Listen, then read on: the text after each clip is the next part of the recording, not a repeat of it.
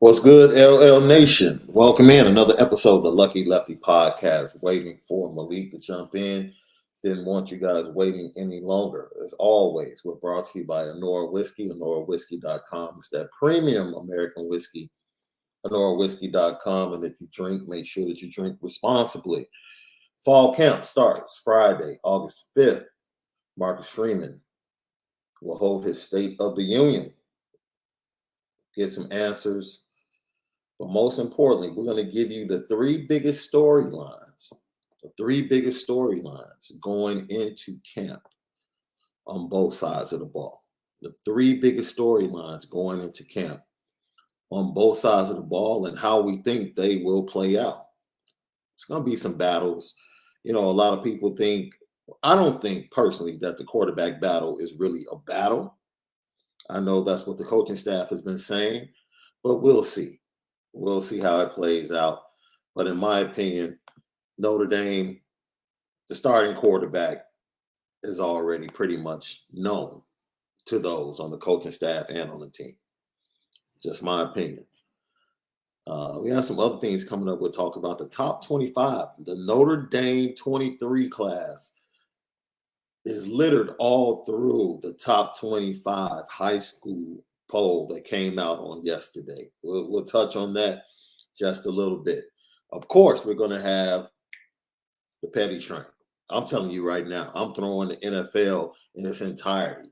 And NFL fans, everybody goes on the petty train. We have to add a new car today. Everybody jumps on the petty train today because this whole situation and what I've been watching on social media for like the past 18 hours, 24 hours is absolutely ridiculous. I want to tip my cap to AJ Preller, GM of the San Diego Padres, because they just landed Juan Soto only to be in second place in the NL West. They went through all of that. They've gone through all of that to get Machado, second place. They've gone Tatis, second place. All the other moves, Darvish, Musgrove, second place. They get Juan Soto, second place. That's right. Dude, it's like, it's cool to have someone that's aggressive, but it's like, if you're really not making any progress, what's really going on, man? That's right. What's really going on? So, bro, let's get to it. Top three storylines as fall camp begins on Friday. Let's start on the offensive side of the ball. Of course, storyline number one to most people is, of course, who's going to be the starting quarterback September 3rd in the horseshoe, the proposed battle. I really don't think it's a topic, but I mean, it's a topic in Notre Dame shouldn't be a topic. Yeah, it's the quarterback at Notre Dame, so hey, we'll see. Tyler Buckner, Drew Pine. Tyler Buckner, this is the thing. Tyler Buckner hurt his ankle, didn't participate in the blue and gold game, had a very, very good spring. Very, very good spring. In my opinion, he differentiated himself. And what made him different is that he can do special things, in my opinion. Drew Pine can manage the offense just like Tyler Buckner. But he just doesn't have that special, that it, to be able to go out there and create something out of nothing. That, as we say, floor ceiling, people like to say Tyler Buckner has a higher ceiling. If that's what you want to say, then fine. But ultimately, this competition, according to Marcus Freeman, is going to come down to not turning the ball over, right? It's going to come over to not turning the ball over, and just overall decision making is going to be important for whoever it is in fall camp at the quarterback position. Hopefully, Tyler, to be in a position where the team can feel comfortable with him running out there each and every drive. He has to prove that, not being a part-time starter like he was in the role of last year, but to really be a full-time general being able to have a command of the offense. So that's going to require the staff to put one of those guys in that position. Splitting reps is just counterproductive, and it's not going to get them ready for the first game of the season. And ultimately, he gives you probably a little bit more of the playbook to really work with when you go up against the better teams, I'll say, especially in the RPO game and being able to quarterback run. Hopefully, there has to be a limit because he's vitally important to the success of this team this year. You can't have him running quarterback leads and quarterback draws like 15 times a game. Not the way he gets injured. Yeah, I mean, it'll just be interesting. I really, really want to see Tyler's development himself. And if he could take that next step, I think just at the Notre Dame uh, school itself, it's just hard to work yourself into a role.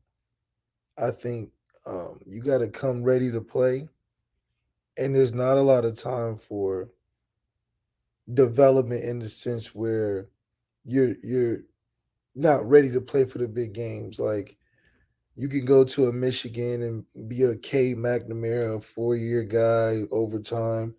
We've had Ian Book, 4-year guy over time, but the guys that get the job done at the schools like Notre Dame, Alabama, Ohio State, they hit the ground rolling. They don't spend more than 1 or 2 years trying to get there, and in the second year they're usually winning it. So for us, this is Tyler's year to go in there and damn near go all the way if he wants to secure that spot for this year, because that's just what it's coming down to. And I think that came from the Alabama Clemson model. Yeah. Jalen Hurts, great quarterback, lost couple games, but when it came to that championship game, they need a championship guy ready right now. Tua became that guy, and it set a precedent that a young guy can go in there day one and do it, and they haven't lost stride since. So you see it even in Clemson. Trevor Lawrence, Kelly Bryant was a 15-2 guy. Nothing even happened. He just 15-2. They make the transition right in the middle of the game. So if you're not hitting the ground rolling at Notre Dame, it's just hard to really be there longer than the average guy and develop if you're not starting off hot. Marcus Freeman, we can go back to spring practice, and he gave a very clear vision for what he wants from his quarterbacks. Really pleased today. The only way to win the jersey scrimmage is takeaways. Only way. And so up until the second to last series, the offense didn't turn the ball over one time, and then we end up having a pick late in the scrimmage. But by that time, the offense was way ahead. So I was really, really pleased with the work that they did today of taking care of the ball, making good decisions. It's a great competition, especially between Tyler and Drew. It is. And it's one that probably after this jersey scrimmage, I'll sit down with Tommy and kind of say, hey, give me your grades. Let's talk about where you see these two. And it's still going to be an evolving process in terms of until you name a starter. But I wouldn't hesitate to put either two in the game because they're both really, really good football players and they can help us win. And so I look forward to sitting down with Coach Reese and kind of really just looking at it from the quarterback's point of view from, hey, did they make the right decision and then did they execute? And so it's been really good. So that's Marcus Freeman saying that he is pleased with what the guys showed in the spring. And that was right before the blue and gold game on April 23rd. He was sharing his thoughts. Once again, if you go back to his thoughts on the team identity, run the ball, play really good defense. That's the identity of this team. Physical, and then be aggressive and make big plays, which goes to the second storyline offensively, bro. Who steps up at wide receiver? Like that's who steps up at wide receiver is definitely the second storyline. Yeah, 100%, because that's the last piece. We're going to be physical. We're going to run the ball. But the thing is that you need that guy that can put it over the top, throw the ball down the field and take the pressure off that front, to be able to move the ball down the field in crucial moments. And that comes from Tyler playing the role of being the big arm quarterback in play action or pushing the ball downfield past 20 yards when we need it.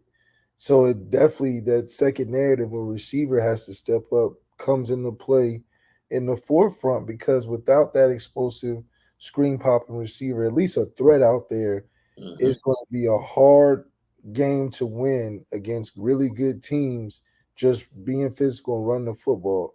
Being physical and running the football as a foundation is going to carry you through most of the season. It's going to win you games late in the season. It's going to win you games in the playoffs.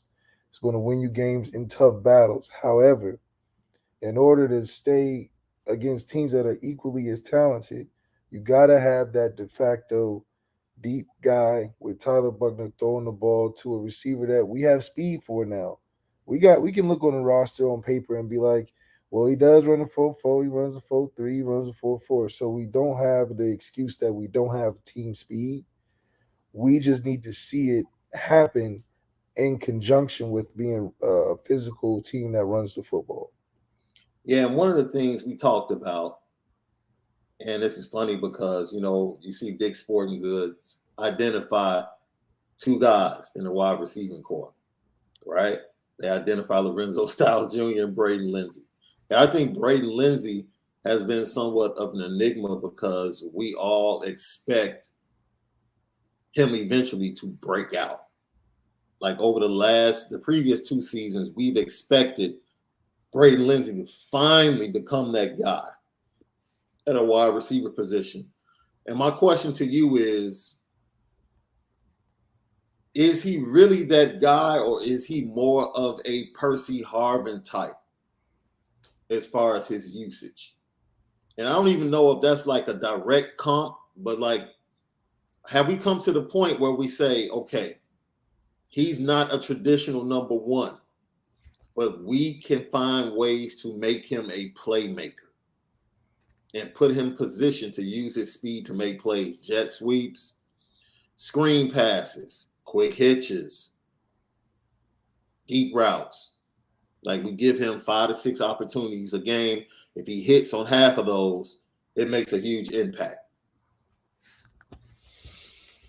I mean, yeah, he just got to fit that role, and he really has to earn it with a team that we have, and especially in the receiver room, and Chancey Stuckey being a fresh coach out there that has to evaluate the whole room, bring in his guys like a Rico Flores, a Jaden Grayhouse, Tobias Merriweather. So it's going to be who's going to earn those 4 or 5 explosive plays, because 60% of it is going to be running. So the pickings are slim.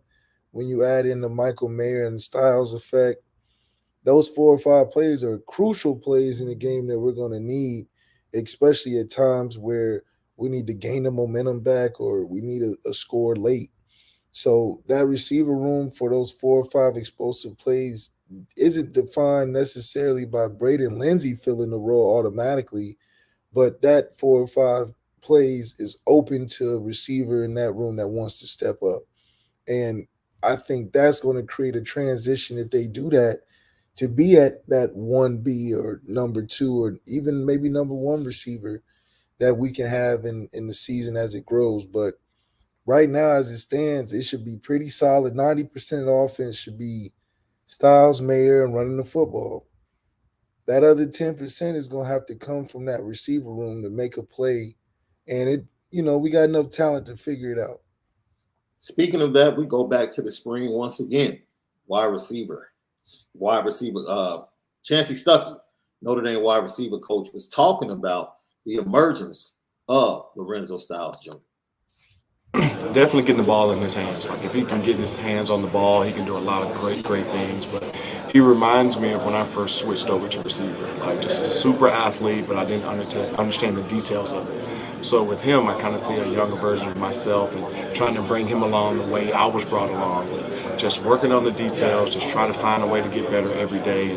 And, before long, we hopefully have a pretty polished, finished product. But initially, just getting him the ball in space is the biggest thing.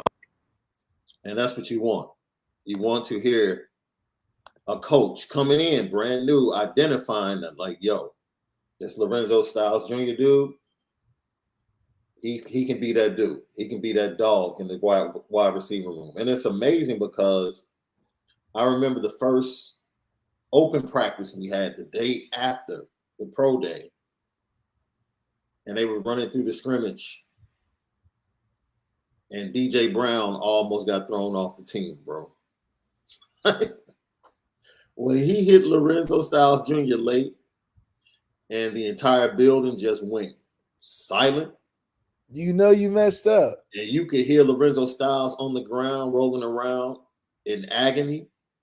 Everybody was like, oh, snap. Because the wide receiver room was already short. It was because already of injuries short. in the spring.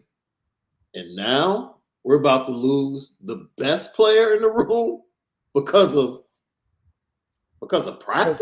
Because of what? Yeah. You talk about practice and you trying to show out in practice? But, DJ was just, playing with enthusiasm. And that was the one thing that stood out, the enthusiasm and the energy in the program and the competition. It went up to another level. And the players have talked about how it's different. And will it translate to Saturdays? Most people believe that it will. We'll get to see that. That takes us to the next one. Competition, energy.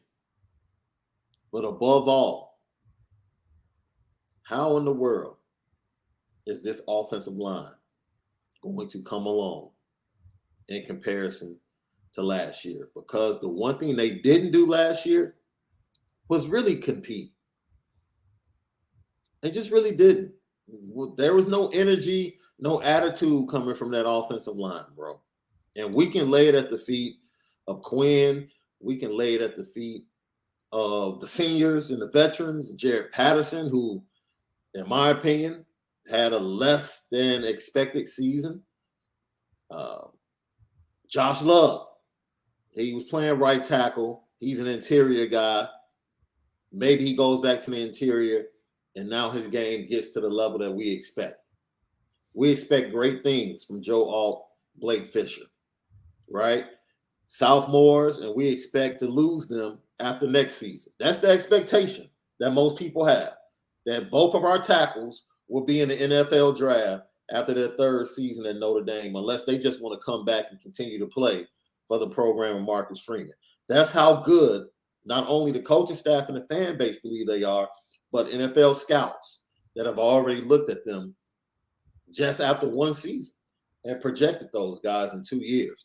So with all of that being said, this is something that I want to apply an addendum to that I could have applied to point number one and point number two. It pretty much applies for the entire offense. Mm-hmm. Alt and Fisher could not get hurt, bro. Mm. You cannot lose your tackles. Not this year. Yeah, not this year. Not this year. Internally, inside, you can lose Love. I would prefer not to lose Patterson. Christophic, dude. Well, I don't know. I think because of how we're going to be built, we could lose one. Because that means we're going to run the other side of the ball. And during the season, you're going to have 1 or 2 games where a guy's out with an ankle, something like that. I'm talking about something that's season ending. We can't have anything like that. I think the benefit of a Harry Heaston is that in a situation like that, we, like, for instance, when we lost, what was it, Ronnie for 1 year? Right. Because Heaston is so thorough, our backup to Ronnie, we was good. Right. Ended up being McGlinchey. So you see the birth of what that depth chart looks like developed under Heaston, where we're almost Alabama-esque when we have Heaston when it comes to the O-line, because it'll be like a situation of Will Anderson and Dallas Turner. Yeah. It was like, okay, boom, Will Anderson's flashing. Next thing you know, his backup or his other side, you're like, who was that? But he'd been there the whole year. Right. Just training, working. But when it came his time to shine, he was ready. And that's the one thing about he stands guys, whether you're 1 or 3 on the depth chart, you're going to be ready when your name is called, which is rare Right. for an O-line situation because you're usually in the game the whole season, So it'll be interesting to see how that goes. But even though I would like to have them both healthy all season, I feel better losing one than I would have last year. Oh, absolutely. Because Marcus Freeman has talked about it in the spring, that the offensive line was the one group where he really, at that point in time, didn't feel like he had the 1A, 1B concept like everybody else.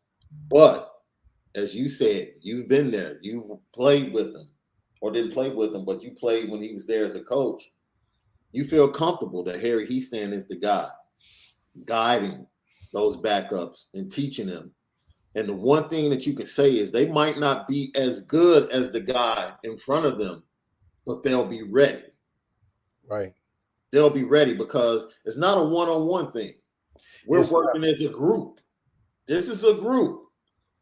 And they just want to be able to work in concert with the group and do their job. That's one of the amazing things about O-line, maybe except a left tackle where it's kind of one-on-one the majority of the time. Like speed rush. Even in how they travel together and do the on and off the field sort of things. Yeah. None of those guys feel like, oh, this is my moment individually that the pressure's on me. So I think because of the way they carry themselves outside of the field, the work they put in before and after practice, those guys lean on each other the closest out of any other position group. And all those intangible factors, I think, make those guys 1A, 1B that Marcus Freeman is looking for. Yeah. So those are the 3 biggest storylines, we believe, going into fall camp that starts Friday. Once again, quarterback competition, who steps up at wide receiver, health, and that offensive line, bringing the nasty back to Notre Dame and establishing what Marcus Freeman has a vision for, which is running the football. Let's go to the defensive side of the ball. You know what? If the Notre Dame fan base really was in our production meeting, they probably would put something else number 1. But number 1 for me is the return of the Max, the return of the big dogs. And that's Isaiah Foskey and Jason Adamiola coming back. That's the biggest storyline because that makes that defensive front dominant. I don't know the last time, maybe 2012 is maybe the last time you felt like the defensive line was that dominant coming into the season. When you knew you had to it, you knew you had big boy in the middle, you knew you had. I think they were statistically dominant, but were they game-changing dominant? I think that's a little different. I think Foskey has some game-changing ability. But he proved that in the bowl game. Yeah. Like when they needed plays in the fourth quarter, he made the plays. I would love to see that be more of his game than a statistic category game. Yeah. I'd rather see him have 13 sacks all in the fourth quarter on the last drive to save the game than to have 13 sacks in the season where it's like you got 3 versus Marshall, you got 2 against SC in the first quarter, that kind of thing. So that would be my challenge for Foskey if I was Marcus Freeman, because if it was just to straight up have a good season, I don't think Foskey would get the most out of it because he's already a more talented player than most college football tackles. So I think for him to find his moments in games where he makes the biggest impact would be what I feel comforted in him coming back for. Yeah. But for Adamiola, I think him statistically could be better. And that would add a better resolve to what we have as that front 7.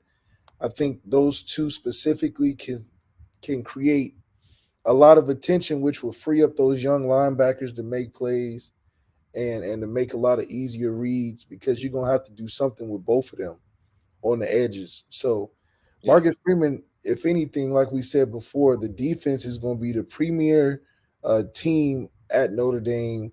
You're going to have a lot of stars come through there. It's going to lead this Notre Dame football team, and I think that's a good direction for us to be and let the offense come from behind. We go back to one of my favorite clips that we've played multiple times.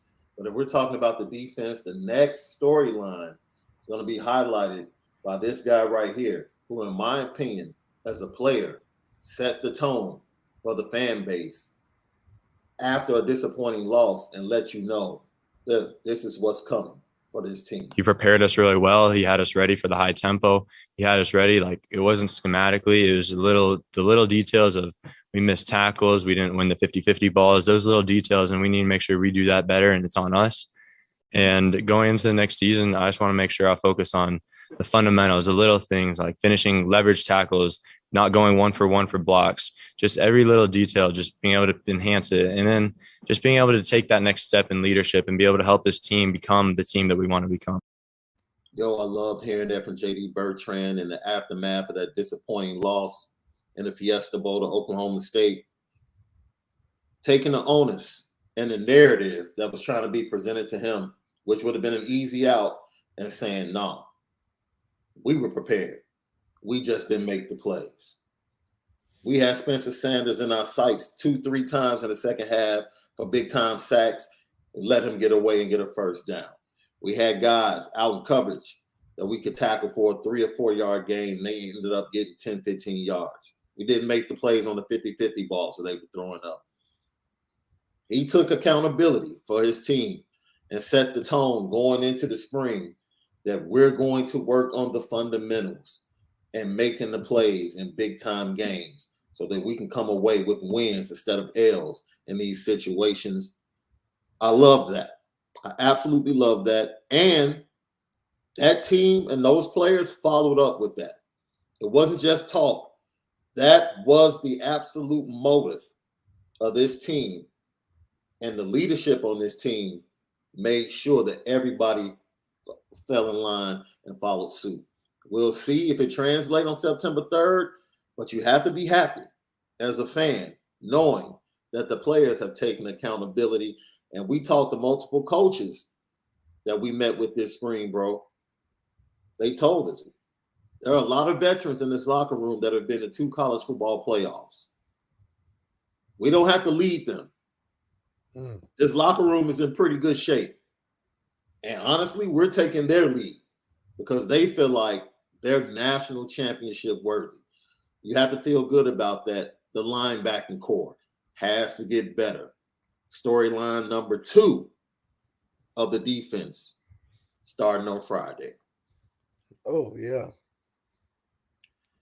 And J.D. Bertrand, he let it be known. We got to be better. It's a lot of missed tackles. And we've given love because Bertrand, Kaiser, because of injuries to Leofau and Botello, were thrown in the fire.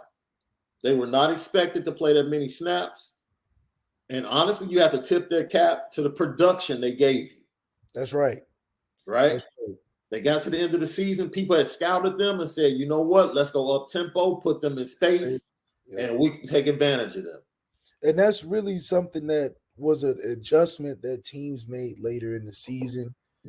Things that we just have to adjust to coming into the new season. I don't think it was a knock on J.D. Bertrand and those guys for teams figuring you out, but it's different if they did all this game 1. You doing this Fiesta Bowl, you got 2 weeks to prepare, you got a whole season of film, you this, that, and the third. You guys, okay, you played your cards right. You saw one of our deficiencies that are highlighted enough for us to go to a post game and to address the things that we'll come back next season better with. That's the growth that you want to see with this. And, I'm not going to knock them too hard because, listen, if you expose the cookies at the end of the season on what we did and we had won 11 games up to that point, well, damn, I guess you got us at the end. But moving forward, this next season, I'm expecting those issues to be corrected. I'm not I'm not expecting to see missed tackles and open field teams trying to do tempo. Yeah. That's something that if we can start off correcting, Yeah. and I think Ohio State's going to try to do that to us first game because I would too. Facts. So that first game will be tested. They'll use some tempo. They'll do some stuff in open field that we better be ready for because we already put it out there that that's what we weren't the best at. And it only been a couple months since that last interview. So we'll see if we corrected it. And the one thing is it does, as they said in the press conference as well, Notre Dame likes to do a lot of blitzes, right? When you go up tempo, it takes you out of your calls, it takes you out of your checks, and you really have to be very simple and what? Fundamental defensively, right? And now it's fundamentals, talent, being able to run and tackle and get the ball carrier on the ground. And if they can take the next step at that, I think Maris Leofow in the middle is going to make a world of difference.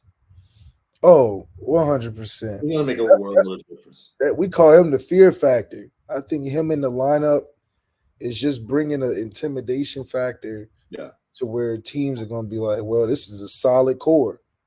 You know, you can't necessarily pick out which individual might be the most dangerous one, but any of those linebackers with Leofow in the lineup now can explode at any time. It's kind of like having the Golden State Warriors. We got a bunch of three-point shooters.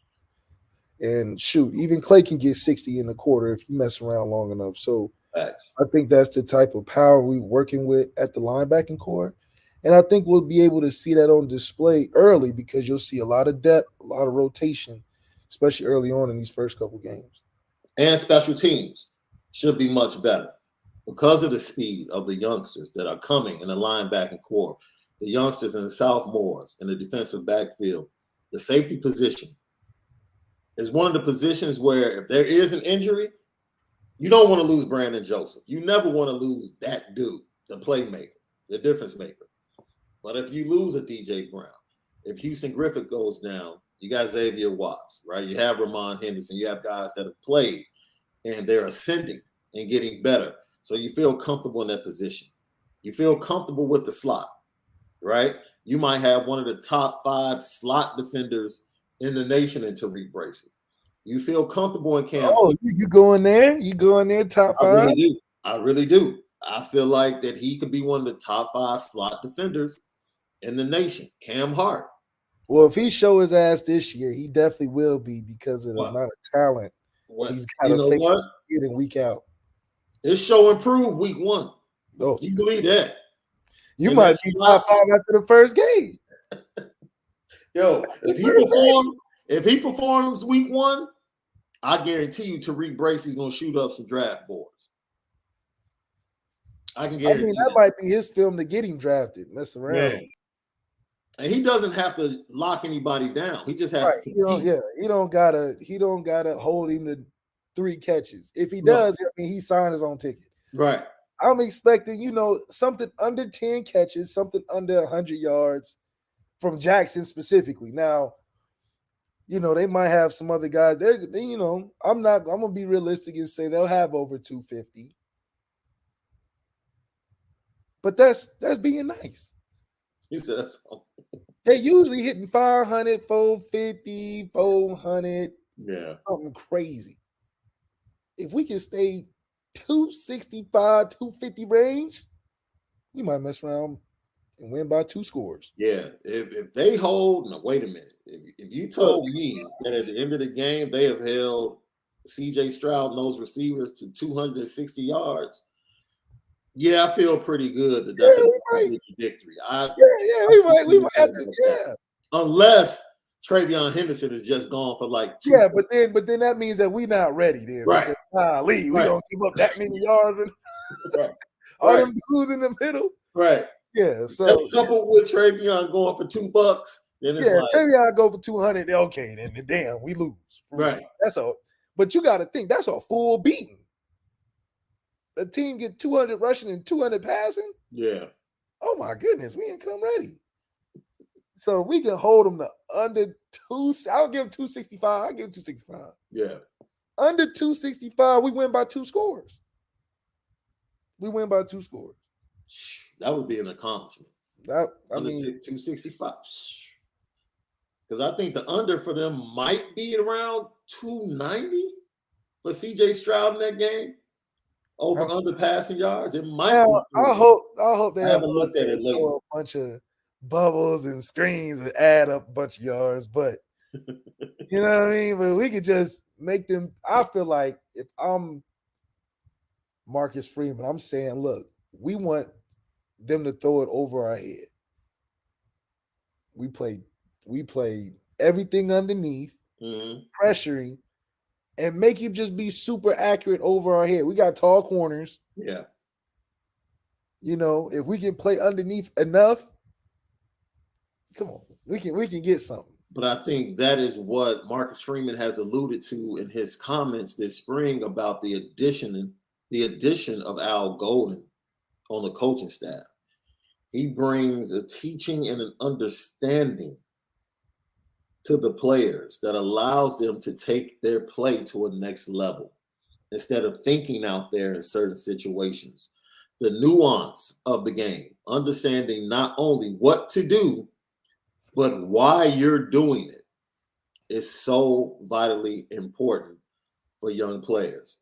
And now they're starting to get it. Like, okay, I knew what to do. I knew where I was going, but now I understand in the totality what we're really trying to do collectively and why I need to make sure that I do my job in this situation and then ultimately execute at a high level. And I think they're going to be able to do that. I definitely think we're going to be able to do that. They're definitely going to be able to do that. I think that if anything, we can lean on the fact that the defense is going to give us a chance in each and every game. Yeah. I don't think there's a game that we have so far scheduled that I feel like, oh, we better score every drive. You know, I think the defense is going to give us enough chances to be like close the gap or keep it close or even keep a lead.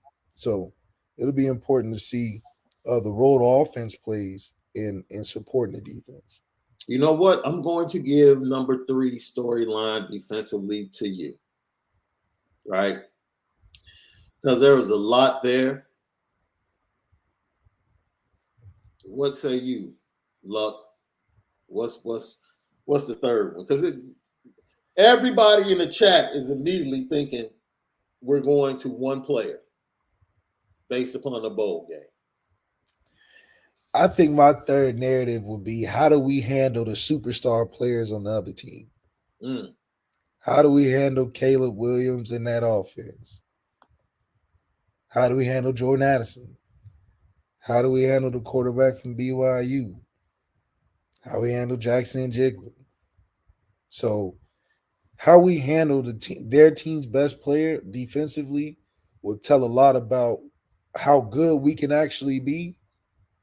Because if we can take your best thing away from you offensively, exactly, that's a great mark for a defense on what makes us great. Georgia took your first thing away because their whole team was just good, you know. But if a team is going shot for shot, getting us to the end, the nitty-gritty, we can't pull away more than 10 points. Even if we win those games, that's not a great mark for a defense. Drake London had 150 last year on us? Yeah. That's a lot. Yeah, we won the game, but that's a lot.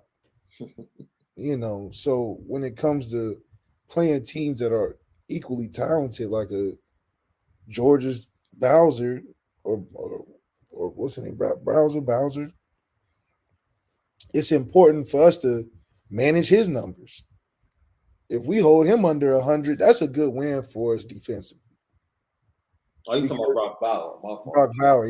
Because we can hold their best player to a limited point or a limited productive value. So that's kind of what I'm hoping we can get out of this.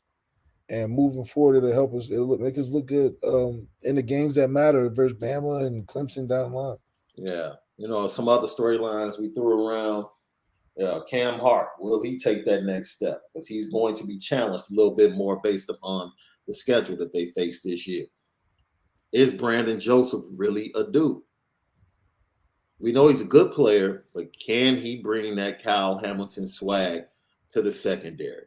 Like, does he? I know for a fact that he's faster than Kyle Hamilton. I just don't know if he has the same anticipation, the same game-breaking ability to make plays where you are on the other side of the field and based upon what you see on the other side, you just take off and make the interception on the opposite sideline. Do you have those type plays within you to be able to make an impact on the back end for this defense? That's a lot to ask now. That's a lot to ask. Because all that included makes you a first top 10 pick. Yes. But I will say this. You can do all that. You a top 10 pick now. Well, he's projected as a top 15 pick already. Okay. That's the projection. We didn't make the projection. The guys that scout, we didn't say the it. talent, that's what they say. But I will say this, and I made this statement early in the spring, and it was kind of controversial, but I said, I can't speak to the talent, but what I can speak to is that collectively, I think because of the relationship he has with Houston Griffith and DJ Brown, I think the safeties will play better together than they ever did with Kyle Hamilton back there. Because in my opinion, Kyle Hamilton was about making the plays because he could. And Kyle would take certain chances that might not have been what was asked of him, but he was that good. So when you're that good, it's like, okay, cool. And then you don't see some other things where, you know, you take a chance and you don't come up with the play, and it's like, oh, collectively, and just the attitude. Like Brandon was a leader when you watch spring practice on the back end. And Al Golden was in his ear, forcing him to be a leader, constantly telling him, communicate before plays. Not just to him, but to the entire defense. Talk to each other. And when you watch really good defenses, most of the time we're focused on the middle linebacker, but like there are multiple people on that side of the ball talking and communicating. There's nothing worse than being a quarterback and hearing everybody on the other side calling out the play. Like, see, I never had a problem with it because it's like, okay, but you got to stop it still. You know what I mean? I think the only advantage I didn't like is when like a really, really, really good player knew to play. Oh, like you mean like when Ray Lewis and Ed Reed are calling your stuff out? Yeah, like or Aaron Donald know where it's going. It's like, okay, you know, you better get there. Right. He can get there and beat you. You know, we try to not let him know where we going. You know? Man, so those are our three storylines going into fall camp. Top three. Not the only storylines, but those are the top three. And ultimately, another storyline is going to be this coaching staff. Yeah, is it all glitz and glamour? Can they put together wins outside being the Avengers or assembled as the Avengers? Yeah, because we can talk recruiting, but this is meat and potatoes here, bro. This fall camp into the season, this is where a staff really earns the trust of the fan base, the trust of the players, and when it earns its keep. Recruiting. Right here. Let's go. Right here. Let's get it done. Because it's really done now. Really, I'm going to be honest. They had spring, and they really focused on fundamentals. They'll start out with fundamentals to start off fall camp. But honestly, the players, it's been the players and Matt Bayless the majority of the offseason. That's really what it's been. Matt Bayless and the players. Now, this staff gets a full month to go ahead and say, all right, you're all ours now. Yeah. We just need them to stay healthy. Take care of each other. You know, you have a youngster like a Chase Claypool coming in, picking people up, throwing them all to the side. Somebody's going to get overzealous trying to make, a play and trying to get noticed. But ultimately, you just want that entire team. You want them to take care of each other. Yeah, you want them to play smart. I know it's going to be ultra competitive because at the end of the day, somebody got to start. And with all these guys that are very talented and switching positions and two-way guys and Mhm. expected to do this and that, it's going to be great to see what shakes out in the depth chart order going through fall camp. So it's going to get a little chippy on days, but the overall goal is to make it to the first game healthy. And so that coaching staff, they got a supercharged up vehicle. Baylor's got them boys right over the summer. Yeah. That engine is running hot. And so we got to have the right people running the ship so we can make it all the way to the destination. This is fun. This is a look. Ryan Loftus said Houston Griffith has let me down like Gary Gray did. Didn't live up to the billing. You know what? That's kind of unfair. Because for a year and a half, Gary Gray was really good, dude. He was really solid. He was really good. Good is solid. I mean, if you get a B, that's solid to me. Was he better than Trey Burks? Because Trey Burks is what the standard solid would be, in my opinion. Gary Gray was good enough that you thought he was going to continue. You know what I mean? Like That's what I'm saying. Warren. You didn't see this precipitous fall off that eventually came. That just took me by surprise. Like, whoa, what happened? Yeah. You know what I'm saying? That's what took me by surprise. He is a bubble superstar. You know how that goes. Yeah. I thought Gary Gray was going to be absolutely fantastic. When they had him and Darren Walls, I was like, okay. They can do something. I was like, we cooking with grease. And Darren Walls was solid. Went to the league. He was solid. He was solid. He was solid. For a hot cup of coffee in the league. Yeah. Ryan Loftus, thank you for the super chat. You guys feeling good about Osbury to Notre Dame and keeping Keeley and Bowen. Look, man.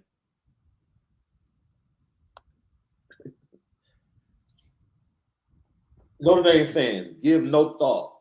Don't give any more thought to Jaden Osbury. I'll just leave it at that. You can rest easy at night. I'll just leave it at that. In my opinion, you can rest very easy at night awaiting Jaden Osbury to make his announcement. Now, yeah, you go ahead and take care of the Keon Keeley and Peyton Bowen. Because we already put Oklahoma Sooners head coach on the petty train yesterday. Coach master, the poach ventriloquist, try to distract you with lies. Yeah, I think that this is where Marcus Freeman and the staff, especially the recruiting office, comes in and show and prove why we close on our recruiting, why we're serious about our recruiting. This is the other side of recruiting. It's hard enough to get them, but even harder to keep them.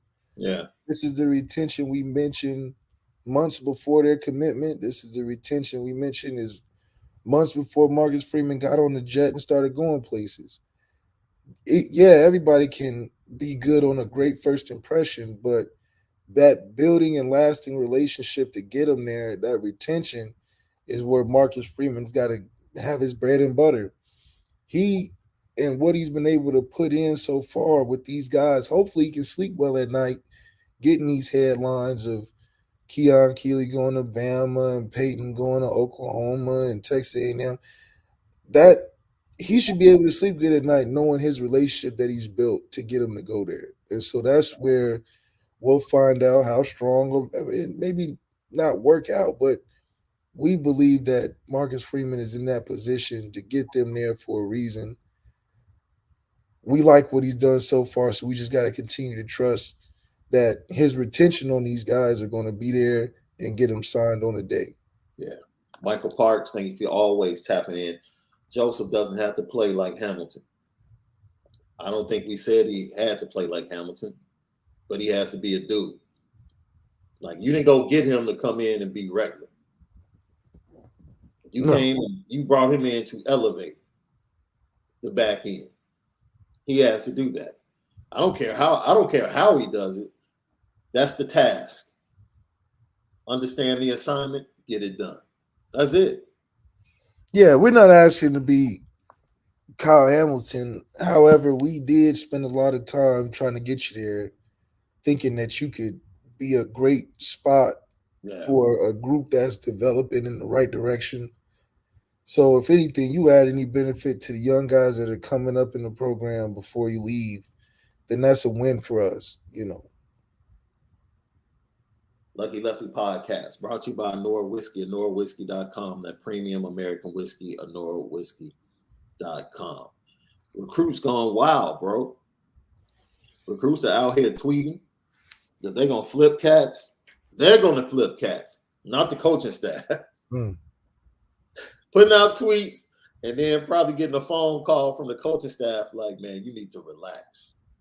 You need to take down that tweet and relax. It's the same dude that posted, we do championships. We don't do Lamborghinis or Ferraris or whatever. It's like, look, young man, enjoy yourself. Yeah, man. Yeah, drink some water, man. You relax. Doing a lot. The whole time you were there talking to your boy in Tuscaloosa, he was in his side pocket texting back to South Bend, receiving calls at night. So you can say what you want to say, right?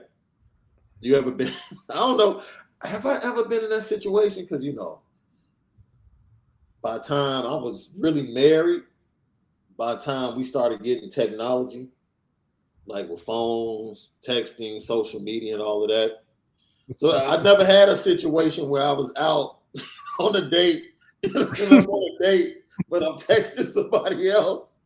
Yo. Like while I'm on the date, that has to be crazy. I've never had the opportunity to be in that situation. That's something people probably, young kids probably go through today. That's wild. LL Nation, what's your wildest story about being on a date, but actually like talking to somebody else while you're on the date? If you have one, let us know. Because that's very interesting, because it seems like based upon what I've come to know, Keon Keeley was in contact with the Notre Dame coaching staff. So, and Peyton Bowen while he was at Texas A&M. So, what does it all mean? Let me know how that goes, man. Top 25 high school list came out, bro. This is right up your alley. I'd like to get your view on this, because Notre Dame's 23 class is littered all through here. Let's check it out. Number one team in the nation, St. John Bosco, out there in Bellflower, bro. Followed by Mater Dei. St. Francis Academy comes in at third. IMG Academy at number 4. St. Thomas, long time, big time program out of Fort Lauderdale, Florida. St. Thomas Aquinas. Las Vegas, Bishop Gorman. Westlake.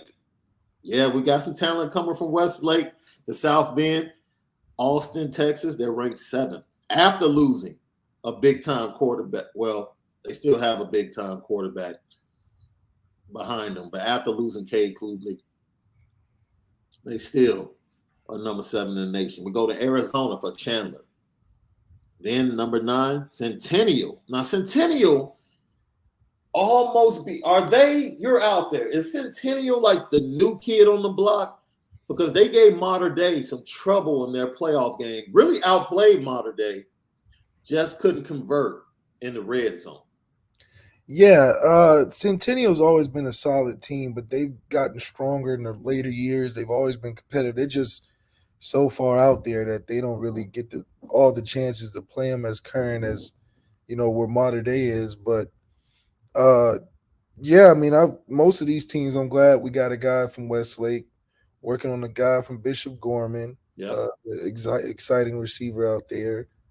But I actually played Bosco last year, and that's just one of those,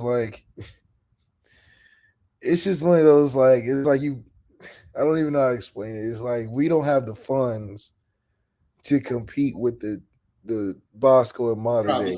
Like Bosco, Mater Dei, yeah. Yeah, they got funds to win. So you got to take half of those schools out because of that. If we just talking regular schools, you have to start with like a Westlake or a Chandler.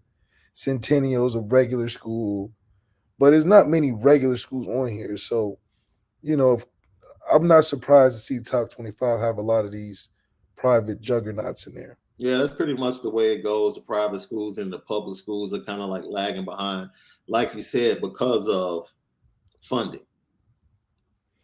Yeah, North, it's just so much you can do. yeah, North Shore down in Houston, Texas, they round out the top 10. Buford, Georgia, they gave us Darius Walker back in the day. They're still one of the top teams in Georgia. Coming in at number 11. Sagaro at number 12 out of Scottsdale. Chaminade Madonna out of Hollywood, Florida. Thompson out of Alpharetta, Alabama. Central out of Miami, Florida. Miami Central has been dudes for a long time. For years. Duncanville, Texas, 16. Jesuit out of Tampa, 17. St. John's out of Washington, D.C. Long-time power out there in the DMV. Then we have Peyton Bowen's squad, along with Jackson Arnold. They come in 19 out of Denton, Texas. Geyer, American Heritage out of Plantation, Florida, number 20. Bergen Catholic out of New Jersey.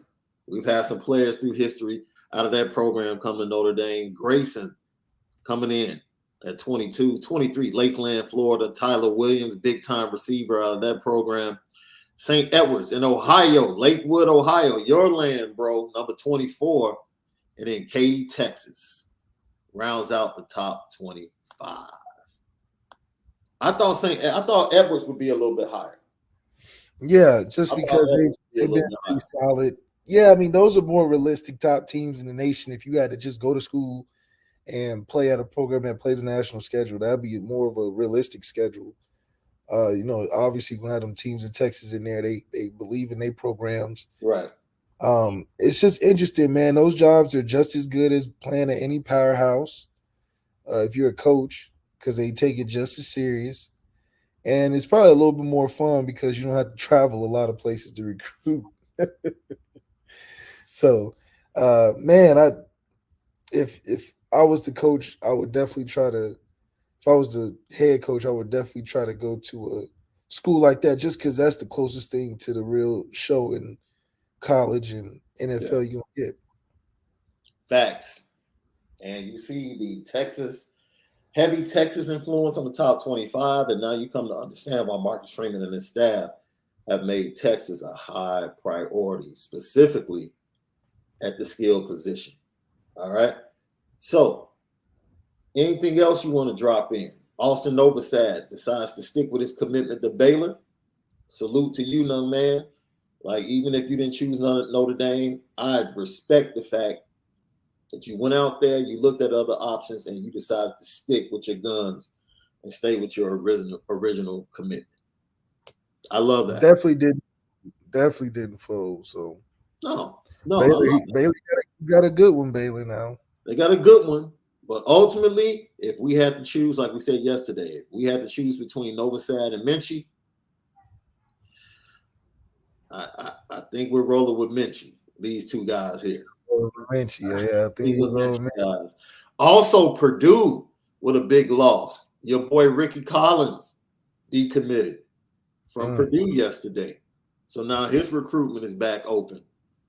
I'm not sure if Notre Dame would even be interested. I think they're all in on Minchie right now. But, it'll be very interesting to see where these young quarterbacks will end up going. The Malachi Nelson saga is going to be well worth watching. I mean, it ain't too many places he can go, but because realistically, where are you gonna go? You ain't going to Oregon. You ain't going to SC. Maybe. Maybe Ohio State. Maybe. Yeah. Not going to Bama. No. I mean, you ain't going to LSU. I hope not. Nah. So tomorrow we'll come back and we'll talk about the sleepers to come out of fall camp. We will predict our sleepers to come out of fall camp. You know what time it is.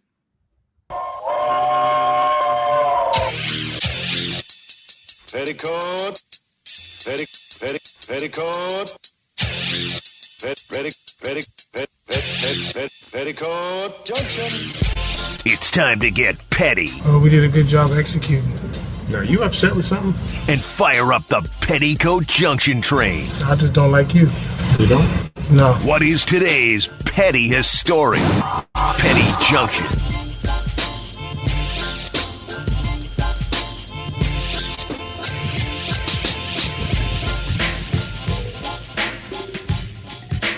Petticoat Junction. That's right. Petty Junction. Pettiest stories of the day. Someone said did something that was absolutely ridiculous. Brought to you by the Onora boys, Onora Whisky.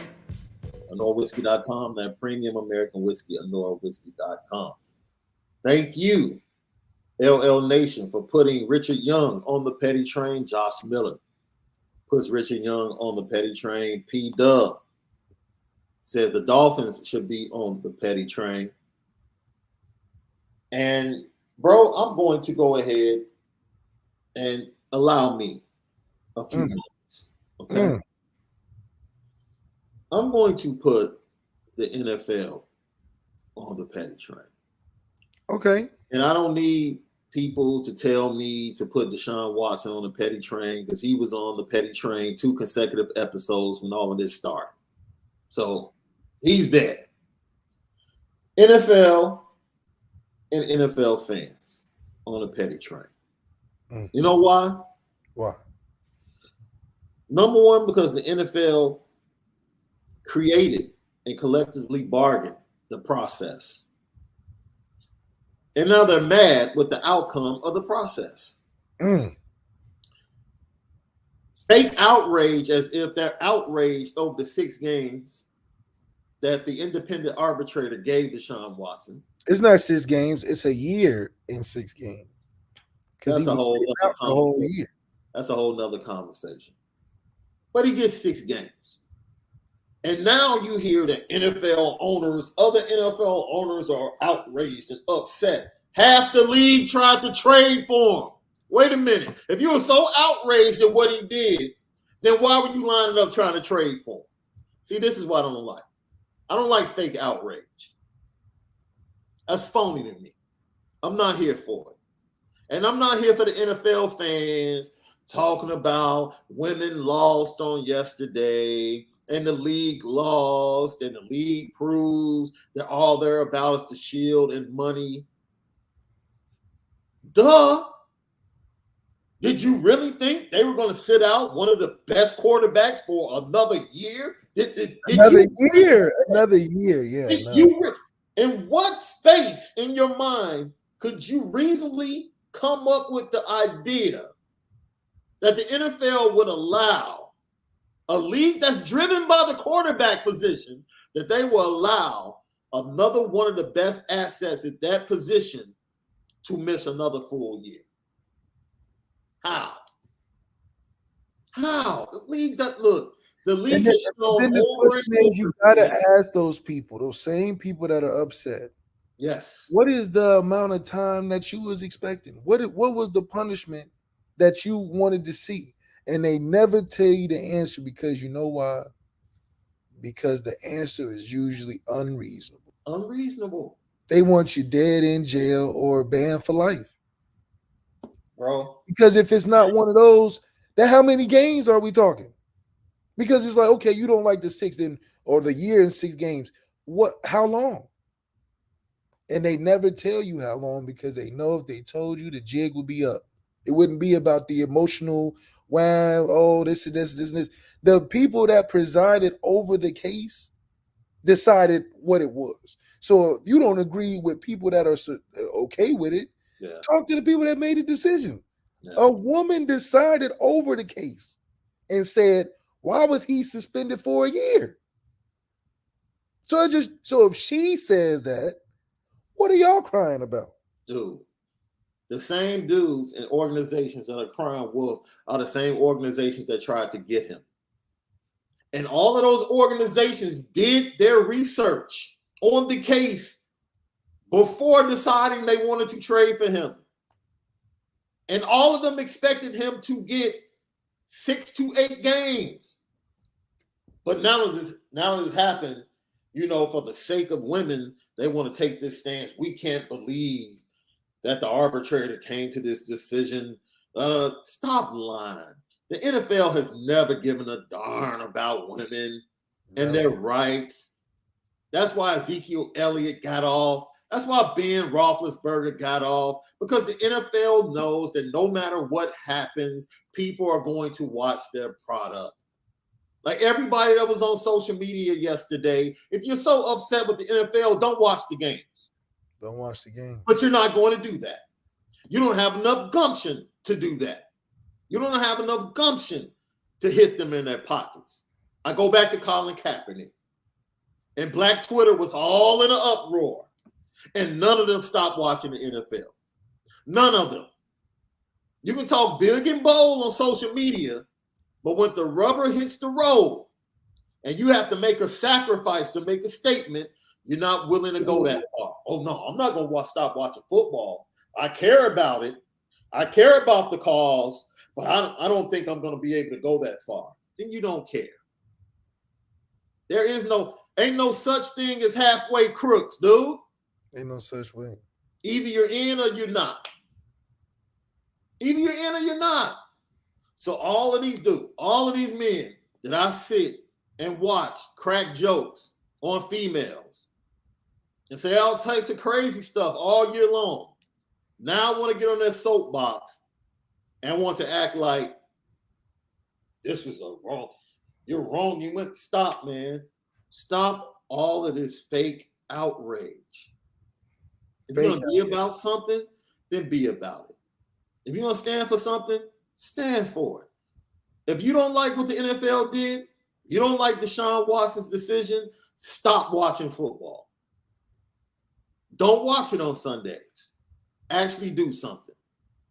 But that fake outrage on social media, miss me with that. Yeah. Miss me with it. See, I did that without it. I don't need to get into the case. I don't need to get into what that side said, what Deshaun Watson side said. All I know is Deshaun Watson and his people, this is the crazy thing, bro, came out this morning and said that if the NFL appeals, they're going to sue the NFL, which is going to put an injunction in place, which means a court case might not happen until next spring, which means Deshaun Watson plays week 1. So go ahead and appeal. He's going to be on the field for week 1. Appeal. He's going to be on the field for week 1. This is crazy. And all of this for what? All of this for what? All of this for what? That's the question of the day. Dude, it's crazy to me, man. It's crazy to me. Anybody else you want to put on a petty train, bro? I just had to throw all of that stuff yesterday was so ridiculous. I was like, what are we doing, man? Yeah, because what's the point? But that sums it up right there. Everybody took the day yesterday to prove to their woman that they got their back. Like, come on, man. I didn't have to say a word about it. The ones I live with, they know. They know. I don't have to go fake outrage. They know. My mom knows. My sisters know. My cousins know. My aunts know. I don't have to do the social media fake outrage. I don't have to do that. Hey, Drunk Vigo, we would love to get Manti Te'o on the show. Oh, my gosh. I see he's talking to the media now. We would love to get him on the show. It would absolutely be fantastic. He might not like the questions I would ask him. Because, I would go there, bro. I want to know if he was having phone sex with her, dude. See, everybody else won't ask him that type of question. I'll come right out and say it, bro. Hey, dog, look, man. That's petty, man. We go out there and on that one. That's petty. It might not have been any video, but it was still audio, man. What was up? What's up? Man, how you tripping, man? That man. Crazy. See, we love you, LL Nation. We're just having a little fun. Look, now I gotta get him on the show. I really gotta ask him. Dude, look. Can't be GC all the time, Jay Chillin. That's right. Can't be. Good grief. They just put me on the petty train. Yeah, you on the petty train for that.